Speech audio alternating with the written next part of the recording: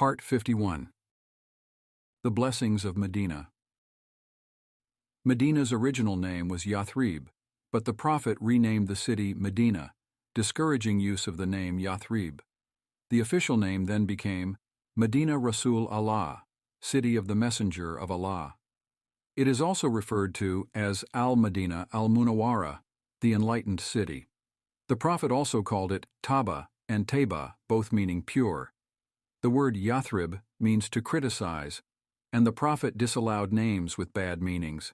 He said, "Whoever says Yathrib should seek forgiveness from Allah, for it is Taba, pure, for it is Taba, for it is Taba." The Prophet would always make dua for Medina. He said about Mount Uhud in Medina, "This is a mountain that we love, and it loves us." And Uhud is a mountain in paradise. The Prophet also spoke of the protection of Medina. The Dajjal, Antichrist, will not be able to enter Medina. On that day it will have 7 gates, each one guarded by 2 angels.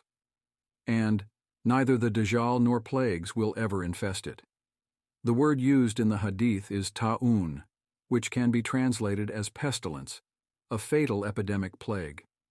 This is distinct to more general infectious diseases, which would be translated as waba. A ta'un is more deadly and severe than waba. He said, "No one shall plot to harm Medina except that Allah will dissolve him like salt is dissolved in water."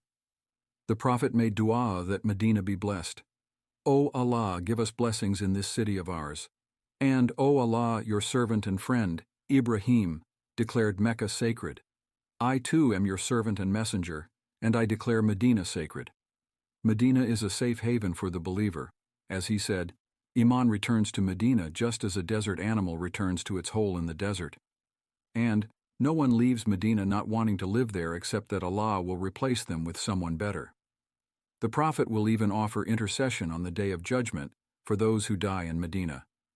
"Whoever amongst you is able to die in Medina, do so, because I will intercede on behalf of anyone who dies there."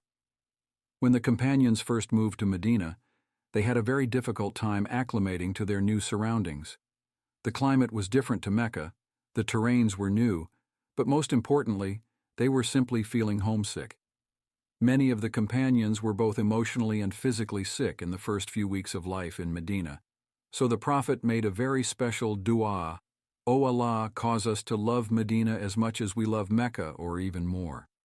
Ever since that dua, Medina held a special place in the heart of the believers, and this remains true to this day.